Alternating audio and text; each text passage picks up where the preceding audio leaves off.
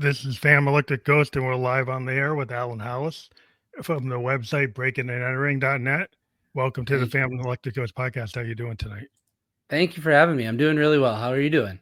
We're doing great. We love to talk to musicians. As I said, we've been a podcaster for since 2016, and we started talking to people in the music scene, whether or not they were showrunners or producers or musicians themselves. And then we Mhm. branched out to like everybody in the arts. For But it's sure. always good back to talk to people involved in the scene itself. And every Mm. every musician is a music fan, as we discussed. And so we love to just have these kind of discussions of the music genre of the whole experience of supporting musicians. So it sounds like we're going to get into that tonight. So uh, before we dive into that, I always ask people on the show what motivates you and why you do what you do. Oh, that's a good one right off the bat. What motivates me for sure is I right now currently I'll tell you what motivates me is that I went to Marquette University. I went to a school that was very let's say privileged. A lot of students that had financial backing and parents that were very successful and things like that. I'm a first generation college student, first generation entrepreneur that really had my own business. So that's probably what fires me up is to kind of prove to myself and some other people that I can still, I can do it. I can do this thing. And that's probably what keeps me going. And that's, why I haven't given up yet. Well, that's interesting because yeah, I'm a first generation going to college. I went to Bowdoin College, a similar Mm, kind of scenario that was full of a lot of elites. yeah. uh, Yeah. and I came from a blue collar. My father was a salesman, so yeah, it was just interesting to try to be an entrepreneur myself in terms of the podcast space. I think we always want to bring our ideas to light. We want to be able to self actualize, um, Hmm. and just I just think it's an experience when you own your own vision, right? Right. Yeah. And like, I mean, I should say too, there is also like, we primarily cover music in our home market in Milwaukee. And there's an immense amount of talent here that just doesn't get the exposure that it needs to.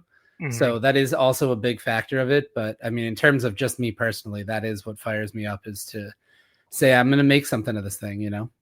That's important because I think the world has changed. I'm a child of the '70s, and I'm very familiar with previously in the old days of the radio, right? There were markets, and there would be Mhm. bands that would break from these markets. You had the Yeah. Boston market, Chicago market, LA market. You have these scenes that would come out of these like different markets. And now because we've gone to with like the streaming and the kind of internet, that people have forgotten about like the scene. Like Mhm. it's like if there's a Milwaukee scene or like there was a Minneapolis scene with like replacements and who's to do Yeah. on Yeah. SST. Yeah, Yeah. I was a big fan of stuff like that. Yeah, very much so. And to be very honest, like we're a city of 500,000 people, and everybody in the music scene kind of knows somebody, or if they don't know you, they know someone who knows you, kind of thing. Like we're very insular in that way, and that can be for better or for worse. And so, but yeah, like I said, an immense amount of talent that just really doesn't get to see the as much of the light of day as they should yet. So. So in terms of the type of genres that are in this scene, Mhm. what are the primary genres in the Milwaukee scene? Primary genres, there's definitely a lot of hip hop that gets made here, but there's a lot of indie rock that is really, really good. A lot of alternative stuff. Thriving punk scene right now that is really good. So, I mean, it really does run the gamut. And like, I've operated my website for a little over 10 years now. And really, like, I've discovered it's kind of like in pockets all over the city. Like, one neighborhood might be, predominantly known for being a hip hop space, and one Mhm. might be a more like artsy kind of hip hop. Like, there's like the north side of the city has a very more like street oriented hip hop scene, but then like the east side has a little bit more of like the like poetic, like stylish guys. The Mhm. south side's got some punks, they got a punk band scene and like Walker's Point and I live in Bayview, which is kind of like an artist neighborhood that has a lot of, there's two really like art hubs, I would say like River West and Bayview and Milwaukee. And both of those scenes are really eclectic. Like you might have people making hip hop there, or people making rock, indie rock there, and it just all kind of blends together once you can get them out of those pockets initially. That's interesting. So your website allows all those genres to kind of coexist on the same platform. Yeah, exactly. And so you could be, and it's really only based on, we have two sections. One is Milwaukee and one is everywhere else. So if you want to just find a new band from Milwaukee, you can do that and you can scroll through, but on the way, you might find a hip hop record that you like, or you might find like a reggae record that you like, or, we've got a sparse amount of like country. So like there's a little bit of everything. And some electronic stuff too. There's a really prevalent, like internet heavy, like hyper pop and electronic scene. So like as you're scrolling through our site, you just discover all these different pieces, and it kind of all like really hopefully hypes you up on just what is capable coming out of Milwaukee. How do you curate? Do you have people like do reviews or interviews with the bands, or what do you do on the website? Yeah, so it's myself and there's a few contributors, and for the contributors, I ask them to just cover the things you like, cover the artists that you like. I want them to go out and discover new music. For me, because I've known so many people at this point, I know when something is important when it's coming out, and I look through a lot of Spotify. I dig through Bandcamp, but we also get a ton of submissions that get sent to our email all the time, and sometimes they just completely blow me away. It's just people that are like, I've never heard of them before. They're making something great in their basement, and I'm like, let's put them out there. Let's let people see what they're up to.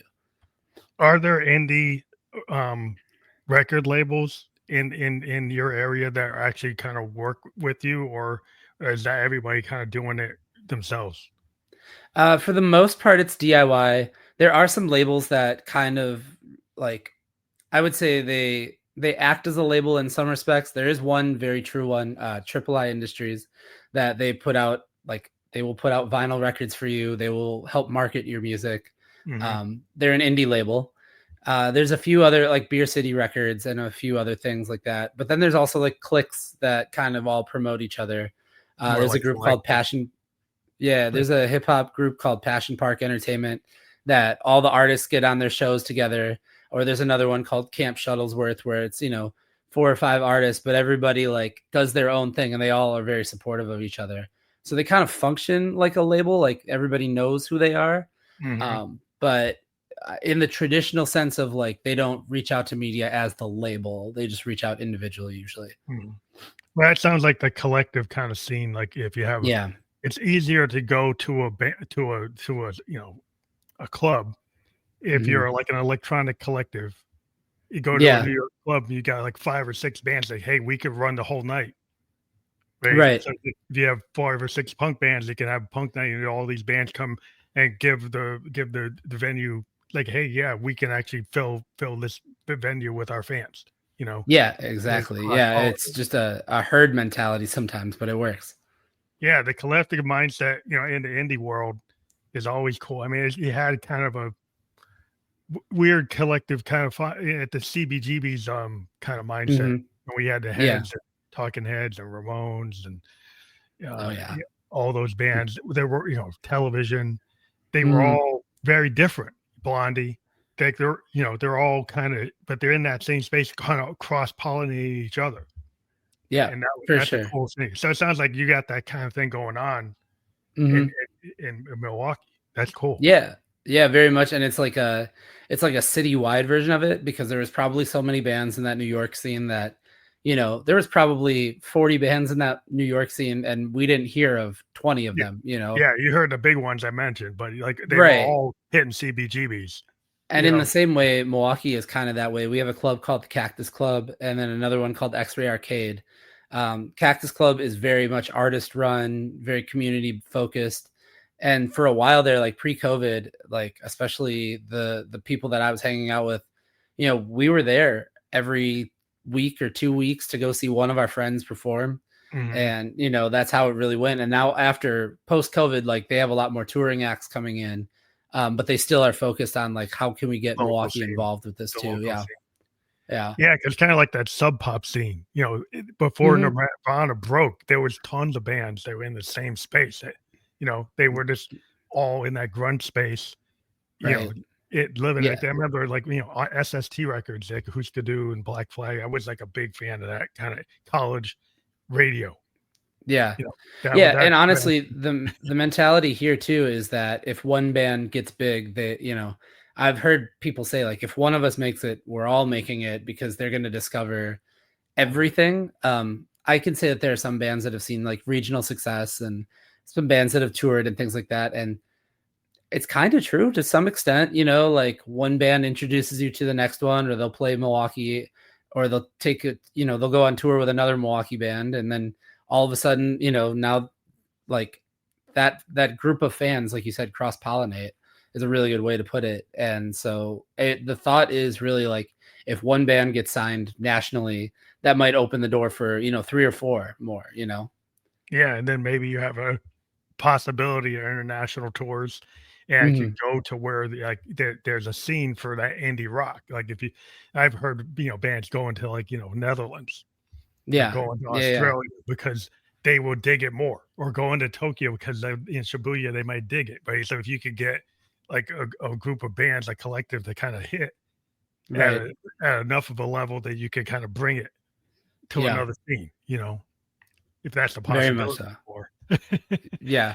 And I think there's also like that there used to be this mentality that you had to leave Milwaukee to get somewhere. You had to go out to the coast and do things out there. You had to move to LA, or had to try to, if you were a rapper, you had to move to Atlanta. That's not so much the case anymore. I think we've seen that recently. We've had a couple artists that have, seen some success, especially online. And they're able to, the great equalizer now is like social media, being able Yeah. to, put your content out there and then find your people, or have it find your people, has been like immensely a game changer. Yeah, it's kind of like you had, if you thought about Princeton, like he had that Minneapolis mindset. It's like, I'm not moving to LA Right. because I like Minneapolis. And he Yeah. had the name recognition to be able to stay there, right? Yeah. And to say, I'm gonna stay here because this is where I like to be. And Right. to have that kind of, be able to stay in your hometown and then still be able to hit that net presence, in the ether. And Hmm. then you could be comfortable and build your fan base and have opportunities to maybe walk outside of there but still support that scene. And it could be something that at a micro scale, if you don't live large, you can do it as an independent artist pretty convincingly for a while. I mean, I've seen a lot of independent bands stay in existence compared to being signed by labels and then getting booted off the label, and then they don't have any more prospects. Right. Yeah, exactly. And like, I mean, reality wise, like we also live, we're all 90 minutes away from Chicago. So we are pretty close to a big, major See, yeah, media market if we really wanted to be. Um, there's Chicago is around, Madison is an hour away. A lot of bands will do like a loop, and they'll do like, maybe Madison, the Twin Cities, come down to Chicago and then come back to Milwaukee, in so like a this weekender run. so they'll tour just because touring is still kind of lifeblood of any indie band. Yeah. If you've got good fans that follow you and you've got a merch, and you can sell Right. your T-shirt, you can sell your poster, you sell your vinyl, you sell your cassette, sell your little buttons on your jacket. It's, Mhm. it's like that whole thing is like people get. I think what happens with some of the modern music that's only streaming, right? If people lose connections to the artist, and if you've got, I grew up with vinyl, and Right. being able to have that vinyl connected me to like Huskadoo, or connected me to Black Flag, connected me to Yeah. REM on IRS records, the early records. I was really brought, I would go see him in Northampton, Mass. Go see REM back in the day, or see Camper Van Beethoven, or go see Sonic Youth when they were actually Mhm. traveling. My friend was a photographer, and he Yeah. would get me backstage passes, and I saw Sonic Youth on stage. That's That's awesome. something about, in that Northampton scene around Smith and Mount Holyoke. That's a cool scene. Right. It's still cool today to see the indie bands that come through there. You know, Mhm, for sure. And like, I mean, we have touring acts that come here, and some that, take a liking to what we're doing. Like a Chicago band might come up here and be like, "Hey, we'll bring a Milwaukee band with us when we go on our regional run." So like that does happen here, and it's exciting to see it. It's the product of getting in the right rooms with the right people and we're accessible enough that that sort of thing can happen here. So do you like to help like be a matchmaker? Is your website about matching people with like-minded creatives, matching like I think, mindsets? yeah, very unintentionally it is. Like I don't personally go out most of the time. 99% of the time I don't say, "Hey, this band would be great with this band," right?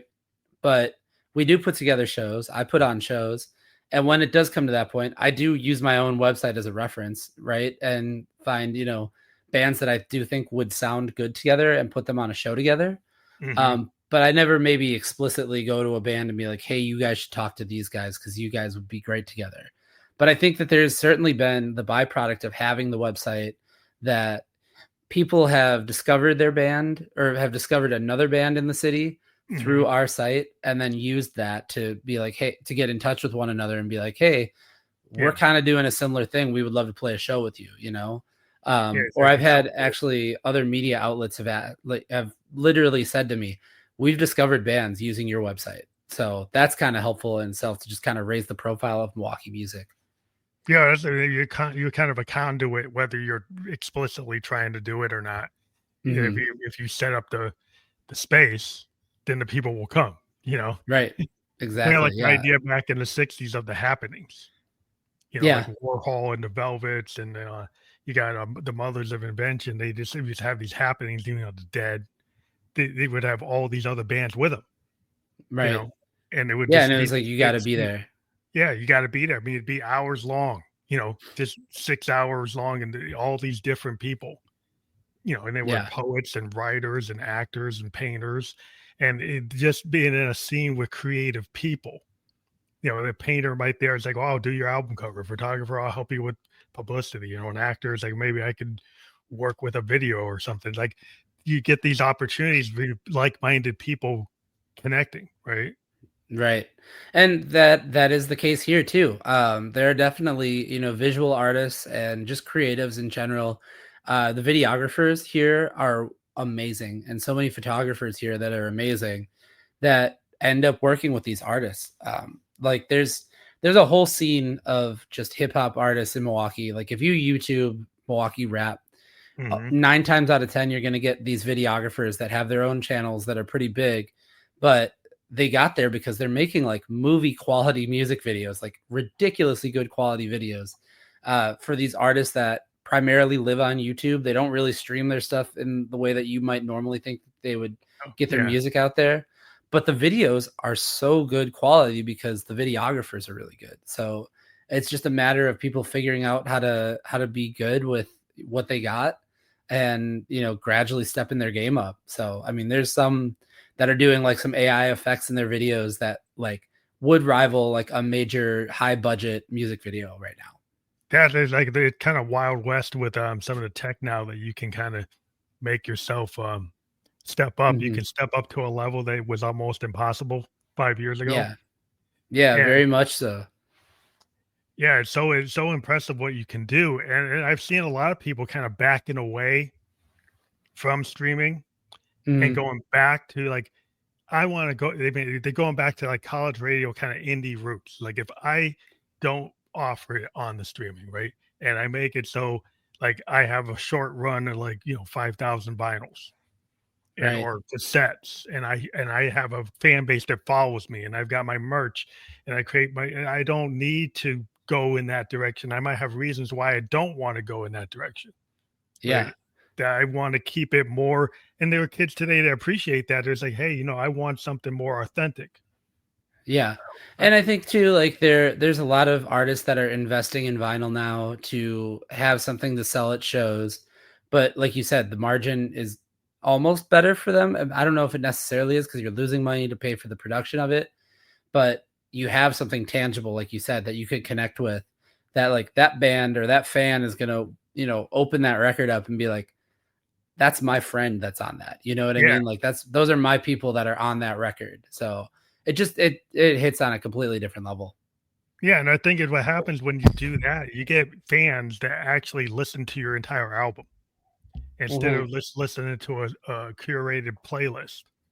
What I Right. like about indie bands and indie artists is a lot of their fans know their work versus like kind of like the common fan that is a playlist surfer and maybe they're doing 5 other things at the same time. They're watching Netflix, TikTok, got their iPad open. They're not really serious like music fans. Like I'm a kind of a serious 1970s, in the basement listening to Pink Floyd, in the Yeah. basement listening to Sgt. Pepper's, and listening to the Who, Mm, Quadrophenia, and talking to my friends about it and being like not being distracted by other things. We're actually talking about the music. yeah, Like totally. like Yeah, and like I mean, too, when it's somebody that you know, because like I said, this is very much a music scene where if you don't know somebody, you know somebody that knows that person. So when you're like I have friends that are not musicians at all. They just like going to shows. They follow this one band to every show that they're at right now, like just because they Deadheads. like what they do, and they bought a T-shirt from them, and they bought a hat from them, and they think like, they obviously know like the band is just doing their thing, but they're gonna go see those guys because they know them and they might run into them at the coffee shop the next day. Yeah. Like that's just how it happens here. So That's interesting because you got people who really embrace like the a musician life. They it's kind of like the kind of hippie culture of mhm. the Deadheads. People would follow the Dead. People follow the Allman Brothers everywhere they would go. You get people who get really diehard about that band, right? They Mhm.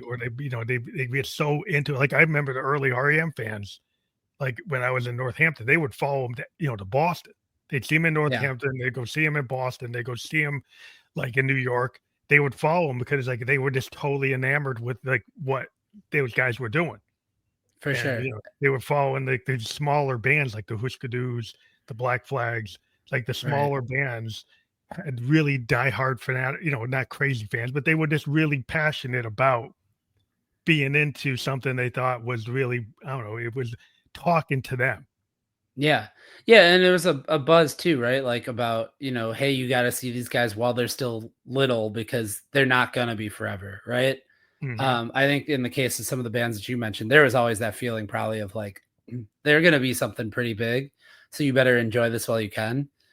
With this, with our scene that we have here in Milwaukee, I think there's definitely always that potential of like these guys could be big, but then, like I said, there's always that also feeling of like who are they going to bring with them? Maybe if I love this band Social Sig and I love seeing them all the time, when they bring on a band like Bug Moment to come play a show with them because they like them, or a band called Shuby because they like them and they're going to go see them. If you only know Social Sig, you're immediately open to those other two bands because you Yeah. like that one band and they like them. Like immediately Also, you're like, well, if they're playing with them, I might like them. kind of like the grunge scene or kind of like, the SST scene. Like if you listen to SST back in the day, most of the people would listen to every band on SST. Right. Most of the guys Exactly. I knew, they would like just at Black Flag, they would go listen to all the like Meat Puppets and all these other bands. So they just go, and some of them didn't really get that big, right? Some of them were like they stayed kind of low, and Mhm. but the whole idea was like I like that indie scene. I like these singer songwriters, and they're not perfect. It's kind of like the idea like Joe Strummer, Right. Joey Ramone.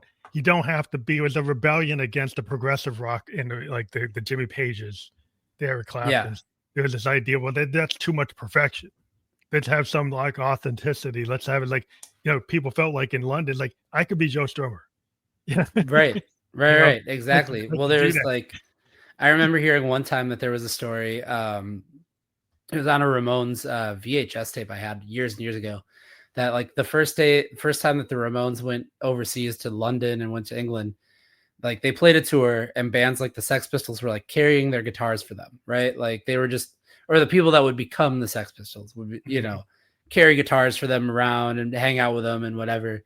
And they would leave and 20 bands would pop up after that because everybody went, I can do that, Yeah. and that's still true to this day. I think for some people that want to get into making music, especially on the independent scene in the independent world, is you see people on TikTok now, or I guess, right? That's their way of discovering them, or Yeah. Instagram or whatever, and being like, hey, they're making something cool in their room. I've always wanted to try and make music. Maybe I can do this too.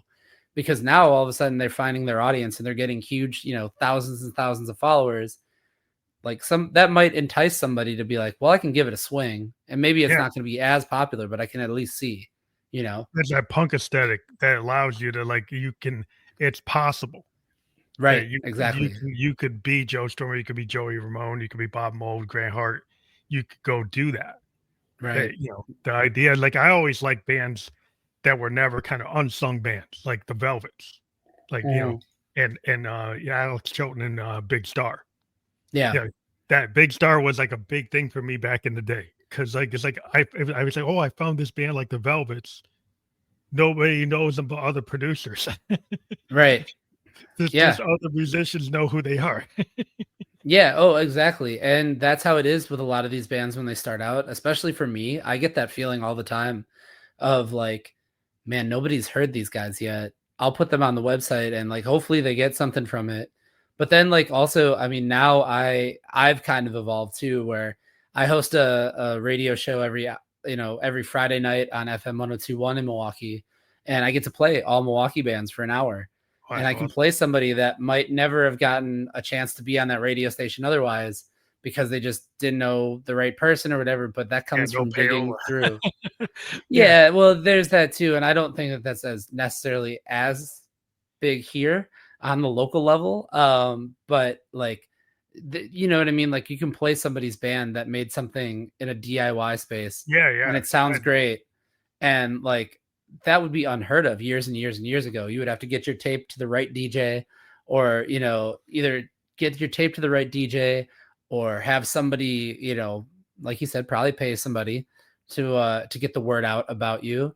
And that isn't the case anymore. Now you could just make something good on the internet, and it might change you. It might change your life.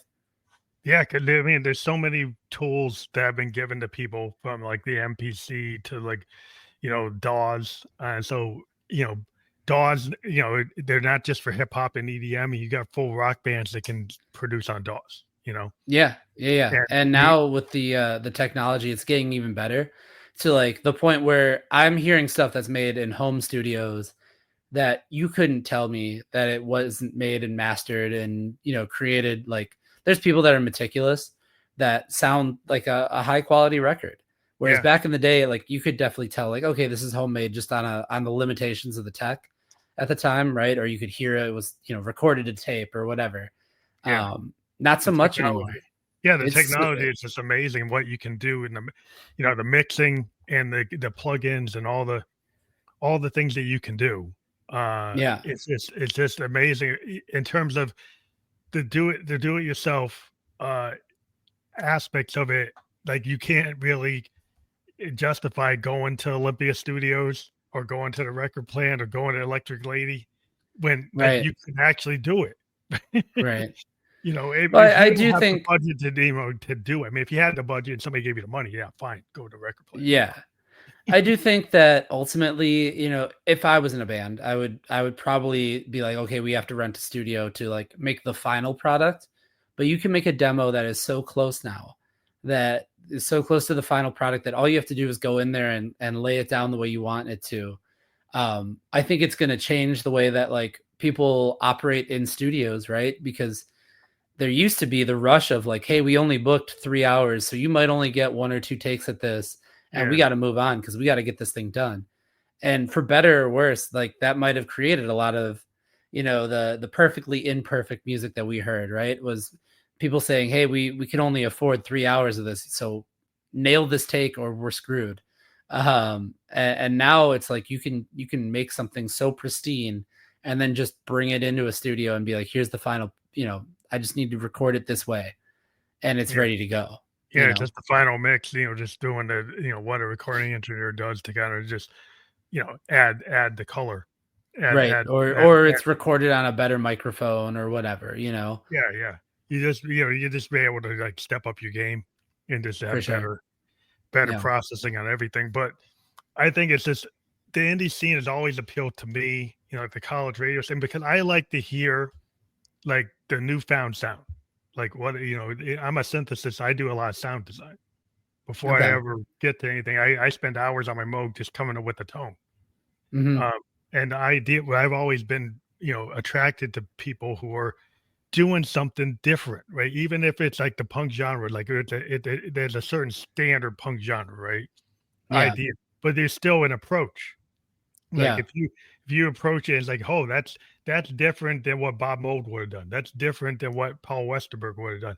This guy Mhm. has a different mindset, a point of view, and a way of doing it. His voice, like everybody's voice, sometimes is so integral to the sound. And when you hear Right. this new voice of a young punk, like or somebody who's a hip hop guy, and he's like, he's not mimicking De La Soul, but he's doing Right. something kind of old school. And maybe Yeah. that's not what's hip anymore, but he's actually doing it in a way that's more even super interesting. That to Yeah. me is why I like to listen to independents, because they're willing to kind of do that. Yeah, and I'm experiencing that. I mean, within recent years, especially like in our hip hop scene, in recent years, there's been this trend.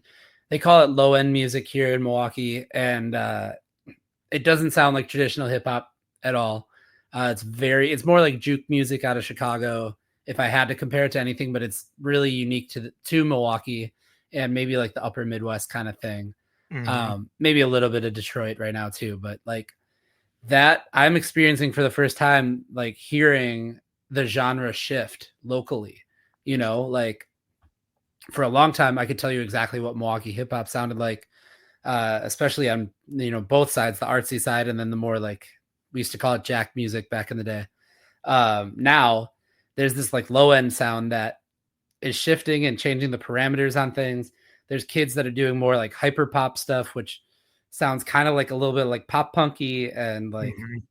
a little more electronic at times, but fusing in some hip hop stuff. So it's really interesting to see like the generation change and to hear a whole new group of people ushering in a different sound locally. Yeah, I love cross genre when somebody takes something from electronica and they mixes it with punk or mixes it with hippo or put like Afro futurism, and then they throw some jazz on it or throw something else. It's like when you cross genre or you take a different approach, and then Yeah, there's like then you end up with this hybrid, or you end up right. with these different zones, because like everybody wants, the industry likes to just replicate whatever is Mm, successful. And hopefully the kids are like rebelling against that and want to be like, I want something more authentic. I want something more vulnerable. I want it to mean something. right. And all it takes really is now one or two kids to latch onto that sound, right? Like there was a couple kids making videos that were really pushing that low end sound at first, and nobody really kind of knew what it was, but it was firing them up and they liked it. And then all of a sudden I saw like established artists start making that sound because they're like, well, this is what the kids are listening to on the internet, like, and so it does kind of force their hand a little bit to be like, okay, progress, like make something new, make something that's completely unique to Milwaukee, make something that's unique to your See, neighborhood even, right? And so like that's how things get created. That's how, if we really want to talk about it, like that's how punk got created. That's how, art rock and things like that happen, is because people say, okay, I'm going to try something that you haven't heard before. Let's see what we can yeah, make with this. yeah, you get Peter Gabriel Genesis, yeah, the early Yeah. Genesis, like the very prog rock, the early Yes, because people wanted to push it. They were college kids, Right. pushing it. And but Yeah. they were pushing it from an artistic point of view. But then what I liked about the punk aesthetic is like, I don't have to be like, at the talent level at Genesis or Yeah. the level of There a Yes. I can just have the heart. I can have the heart, and I'm not going to be like a master like Clapton or Jeff Beck or something, but I can still get it across.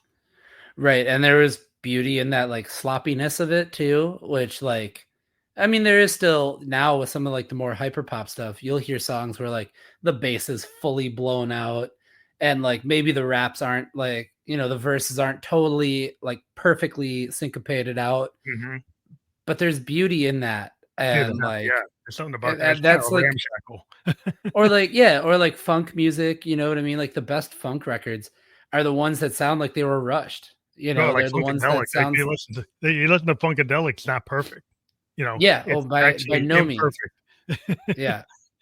Yeah, You know, those are the things that like that there's beauty in that like humanness of it, of like this is just they were putting this out and we didn't make it perfect for you, but you get the idea and you're going to get into it because of that. Like that's where the energy is kind of like stored in a record, you know? But it's like I love about like Neil Young and Crazy Horse. Because here's Yeah. Neil Young, he was in Buffalo, Springfield, he's in Crosby, Stills, Nash and Young, and then he kind of creates a punk band with Crazy Horse. Right. Crazy Horse was a lot more sloppy, right, compared to what he was doing on Harvest or stuff he was doing with Buffalo, Springfield, or anything he was doing with Crosby, Stills, Nash and Young. They were more, let's get it perfect, right? Mm-hmm. Like when he talked about like Crazy Horse, he said, "I'm going to go into the ditch." Like, like he said, like I don't want to be perfect. I want to have that kind of the grandfather of the punk aesthetic. Like you Yeah. listen to his Crazy Horse albums, he is purposely not doing it in perfect timing. They're Yeah. actually making mistakes and putting them on record. Well, Um, things like that. I mean, MC5, New York Dolls, stuff like yeah, that, right? Like we're intentionally like had the like rock star look and feel, but it was about a completely different attitude and being able to say, we're going to do it our way. We're going to do it the way that we like it. You know, we're going to turn it up just a little bit louder than maybe your nice stereo system wants us to. And that created something entirely different and that influenced down the line, like the next genre or, you know, the next group of people, like from garage rock to punk. yeah, yeah. I mean, that's the other guy. Kurt Cobain's always was talking about Neil, and Yeah. and Pearl Jam was always talking about the Who and like Pete Townsend. Because I mean, Pete Yep. Townsend's like the ultimate, the high numbers. I mean, they were like pretty much a punk band. I mean, the Who is, even though they're a progressive rock band, it does like Tommy Yeah. and No, Quadrophenia. I The was heart of the very Who is fortunate. really punk.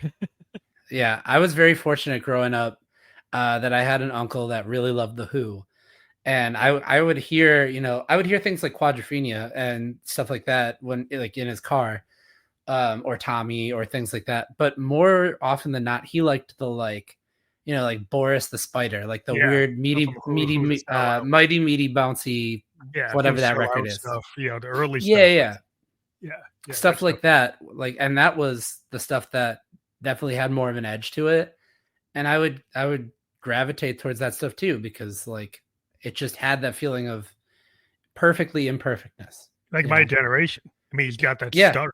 You know, he's doing And that stutter on yeah, purpose. Yeah, you know, yeah, it's on purpose, but it also at the time was something that you never heard. you don't do that. You know You what know, I you're mean? not You supposed to had, do that. yeah, you had vocal groups and everything was perfect four-part harmonies and you know everybody landed and hit every bar the way that they were supposed to because they were classically trained probably, right? And Yeah, then you have this guy come up and he stutters his lines and he sounds a little weird and that guy's playing a 5-string bass and it's bouncing all over the place and it sounds weird and it yeah. just Well, they're sounds all like ramshackle. the thing Yeah. about the Who. I always like one of my best friends talking about is like everybody's playing lead, which except for Pete. Pete's kind of playing like he's actually controlling the rhythm through the Yeah. You guitar. know, He's keeping the yeah, rhythm. Moon and Entwistle were kind of going lead bass, lead drummer. right. You know what's very amazing to me is I saw a video of this one time and I don't remember which drummer it was, but they broke down like a Keith Moon drumming part and they'll play like he played the break straight, but then he would play like the little accents in between parts of, you know, in between lines of the song. That's when you'd hear him kind of like crazy, like all over the He's place. oh yeah, like soloing all the time. He's like he's not keeping time like Ringo. He's not. Right, He's right. like Bonham and Ringo are kind of keeping structure, right? Yeah, he would play the break straight, but then the part that you would always hear is him getting crazy in between little flourishes in between verses and things like that. And like you would never like the instrumental part of the record, he would just play like like a Ringo, like a regular drummer. But then when it came down to it, he would make his mark like as everybody else was singing and playing and doing their thing. Yeah, it's almost like I always felt like he's trying to be a lead drummer. He's Yeah, trying yeah, to get yeah, the attention that Daltrey gets as the lead singer that Pete would yeah. get if he was more like an Eddie Van Halen, but he's not. Right, Pete's actually keeping like the chords, you know, is the actual rhythm of the song is coming from Pete's chords. right. Totally. Yeah. Yeah, And then yeah. Edwards was soloing like a jazz guy. He's soloing like a fusion modal jazz bass player. Right, It's like and a weather it's reporter. not like a weird 5-string bass that, you know, maybe they only made one of or one was available in like all of England, so it just Yeah, had a completely unique tone and uniqueness about it. they're kind of the craziness is there's chaos on stage. You don't know if they're going to fall apart. You don't know if they're going to get into a fight. You don't know if they're going to blow up the stage. That was kind of like the punk aesthetic of the Who that I think inspired a lot of punks. If you ask them, Oh, very much they'll so. bring up the Who all the time.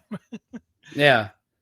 Yeah. No, for sure. And yeah, you can hear that in bands, to this day still, right? Like some of the best bands right now.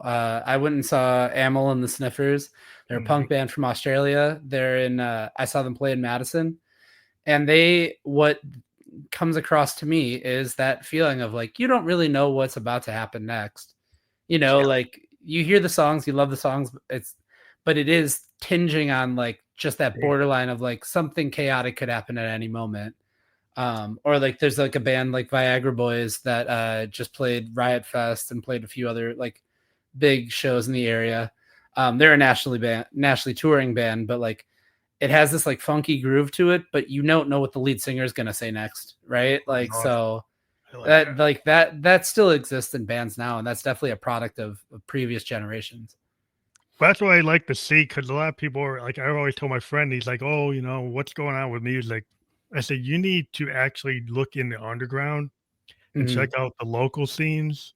As being this podcast, I've had a lot of bands on that were like emerging independent bands that are not big, right? Right. But I like to be able to give them a space to talk.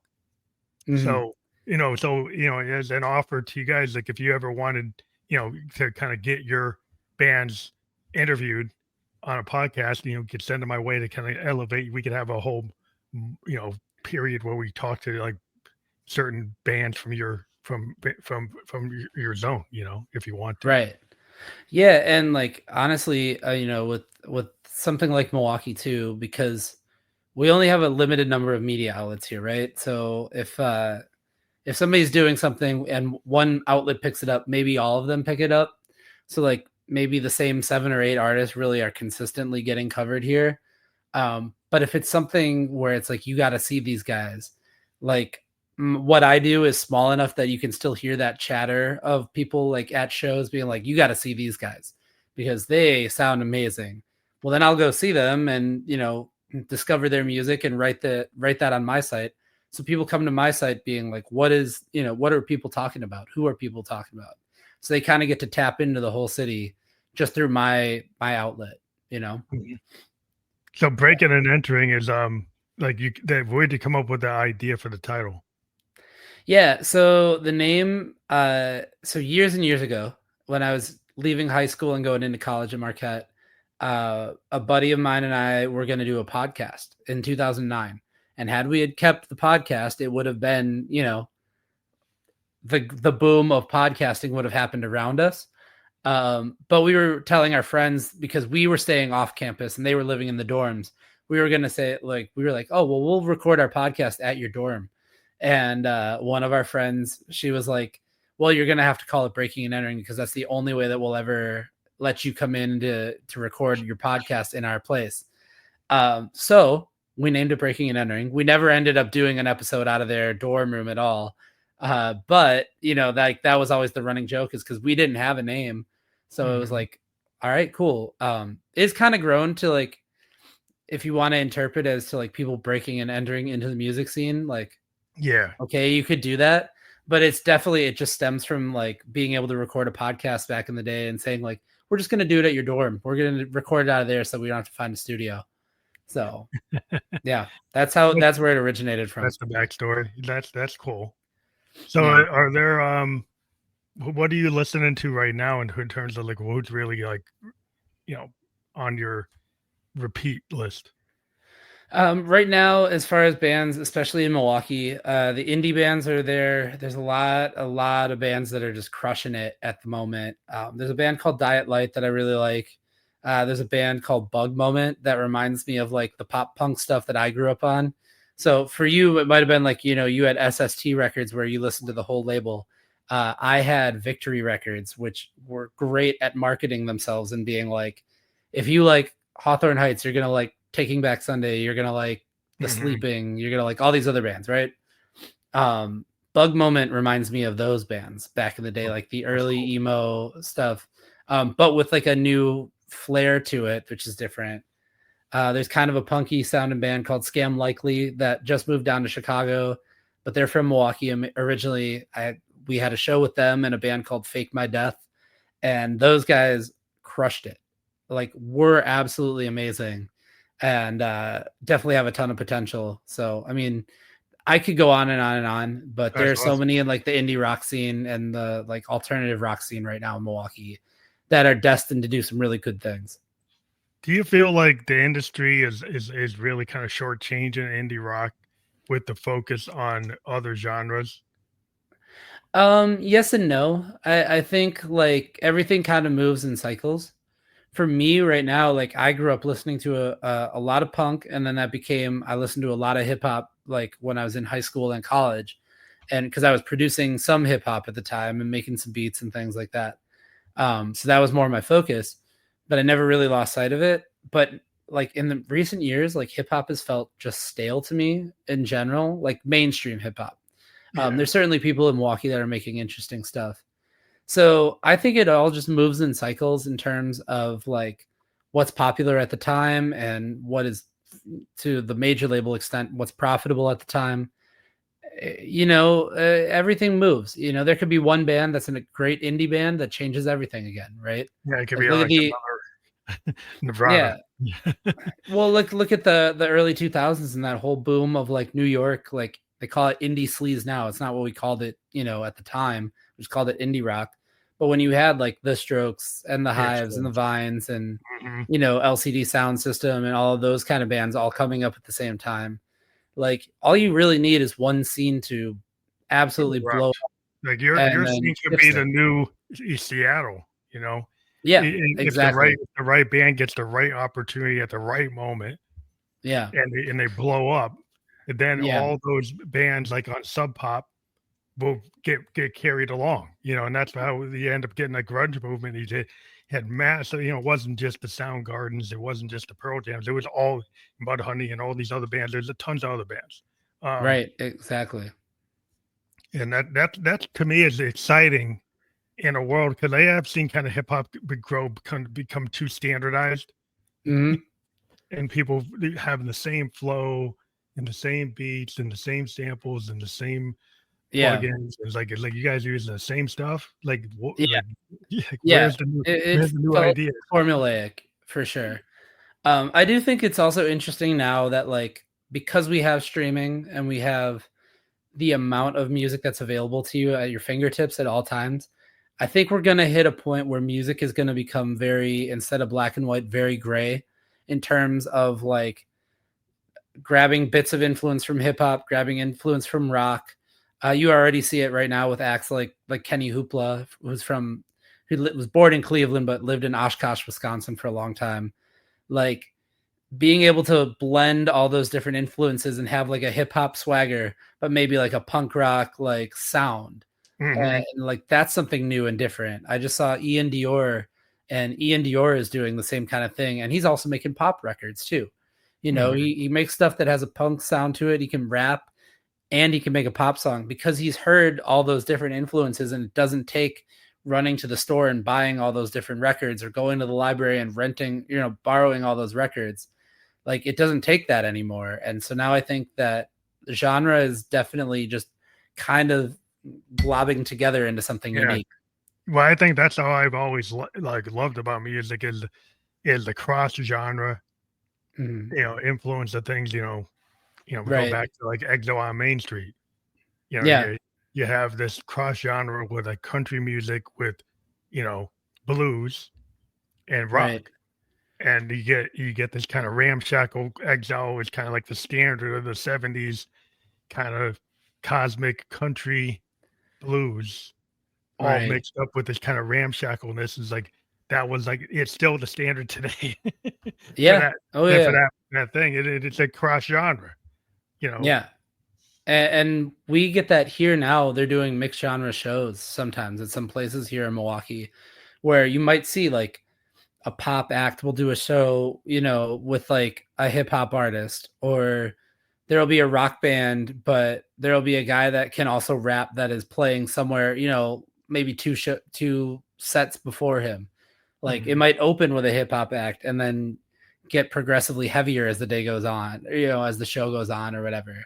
So like that that I think is a byproduct of just the internet in general and being able to have access to so much music, is that those worlds can kind of seamlessly merge together now, where it was not always the case, especially here. Yeah, it's cool. Like we get that kind of cross between hip hop and other things, but like also country. Mhm. 'Cause I'm a big fan of like maybe like a Johnny Cash type of country Sure, with like the same. hip hop with a hip hop attitude. Cause the Man in Black kind of Yeah, kind of idea would kind of work with punk and kind of worked with hip hop. You could right. have a cross, somebody being like echoing like what Cash did Yeah. with the same kind of aesthetic. That could be a really cool jam, collage thing. Yeah, and I think we're starting to see it now, especially like I know there's so much of the pop country stuff, but then like there's a little bit of like trying to light the fire again of like a little bit of outlaw country stuff. I'm gonna see Chris Stapleton in like 2 weeks or something like that here in Milwaukee, or you have an act like Jelly Roll that Yeah. started off as a being able to make country songs and hip hop and do these things and like bring together those worlds in a way that shouldn't feel the way it does, but it works. I don't know how to describe it, but Yeah, it works. it's something new. Yeah, it just works. Yeah, I would just like the idea. Well, I like Americana, like bands like the band, Right. and then mixing that with like the depth of what Dylan used to do with the lyrics Mhm. when he collaborated with them. It's like so if you could take that kind of outlaw and have that Johnny Cash attitude and Yeah. legitimacy, because it kind of Right. comes from that place. Is like he was singing at Folsom Prison, right? He was actually had it wasn't just coming from like, oh, I lost my wife or I'm angry at this guy. He actually would had kind of a mindset of the Man Yeah. in Black. And if you could get somebody that was like really tapped in to some kind of thing like that and be authentic, that would be super cool for me. That's the key word, is authentic, right? Like especially now I think is so important. If you're an artist, it is so important for you to be authentic and to be true to the sound that you like and the music that you want to hear too, because everything has become so synthesized and watered down on the mainstream level that Mhm. unless you really don't have a palate for this sort of thing and you just want to hear all sweet all the time, you can Yeah, love pop music. it's But like if you sound. really want to make something that is going to like resonate with people, like you have to make the music that you want to hear, and like that is point blank going to be the most effective thing for you. Yeah, it's like Paul Westerberg with the Replacements. Like, you get this very authentic like rock band. That's it's Right. a punk rock band, but he's telling this very authentic story. It's very convincing Yeah. because it's real. It's real Yeah. as like what Pete was doing. And so that to me is really the bright light that you have breaking and entering that net. You got this scene. To me it's super encouraging. And I'm going to talk to my friend who's always like, where show me where the good music is. like Yeah, send them our way. We're yeah. there. Cause he's like, I want to find some good rock music and I can't find it. Well, you do have to look for it. But it's Mhm. not where they want you to, where the companies are sending you. You have to find it on your own. Yeah, for sure. And we are definitely a haven of that sort of thing. I've always said like I've been fortunate enough to cover everything from the festival levels. Like I get to go to Lollapalooza and go to Summerfest in Milwaukee and Riot Fest in Chicago and things like that. But I also cover things that are kids making stuff in their basement that really make something good. And Mhm. like the beauty of what I do with breaking and entering is that it can hit both of those levels and be totally fine, and everything in the full spectrum in between. That I like a full spectrum approach. I like the Mhm. more expansive approach. Everybody likes these niches, and I understand niches, but I'm more of like I don't know what I want. So like Mhm. show me what's out there, and like I can vibe with it. And Yeah. I'm always looking for that new thing. And it sounds Yeah. like that's where I think people are getting tired of being sent like the the equivalent of like a junk food music. Yeah, yeah, totally. Like I said, like if you're into pop music, Yeah, and you just want candy all the time, sure. There's places to go for that. There's a lot of places. If you're fine with a little bit of salty with the sweet, we've got the place for that, I guess. That's awesome. Well, I would encourage people to check out breakingandentering.net. That will be fully clickable in the podcast description. We've been live on Facebook, LinkedIn, and YouTube. We will be on other platforms like Spotify for podcast. We'll be on iHeartRadio, Apple Podcast, Amazon Podcast, all those other channels, and we'll get a landing page to you guys. But thank you for being on the show. Yeah, absolutely. Thank you for having me. I appreciate it so much, and keep doing what you're doing too, because we need platforms like this too, right? Yeah. Thank you. Have a good night. Thanks, you too.